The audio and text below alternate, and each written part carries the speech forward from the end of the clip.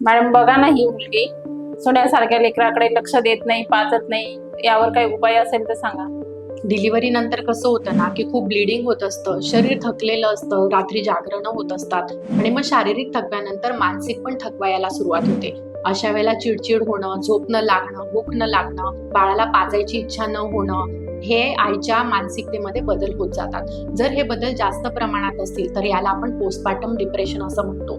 जर ही लक्षणं तुम्हाला आढळत असतील तर त्वरित डॉक्टरांचा सल्ला घेतला पाहिजे. तुम्ही तिला मदत करा, तिला सपोर्ट करा, तिच्या आहाराकडे लक्ष द्या, मध्ये मध्ये तिला शांत झोप मिळेल याची पण काळजी घ्या. तिची जर झोप शांत झाली तर तिचं माइंड शांत राहील आणि ती बाळाशी अटॅच होऊ शकेल. पण तरी जर जास्त प्रमाणात असतील तर मानसोपचार तज्ज्ञांच्या मदतीने आपण तिला काही गोळ्या चालू करू. तर जर तुमच्या घरामध्ये सुद्धा हे प्रॉब्लेम्स असतील, अशी काही लक्षणं तुम्हाला डिलिव्हरी नंतर आपल्या पेशंटमध्ये आढळत असतील तर बिलकुलच याकडे दुर्लक्ष करू नका. हे पोस्टपार्टम डिप्रेशन असू शकतं. आईच्या मानसिक आरोग्याची काळजी देखील तितकीच महत्त्वाची आहे.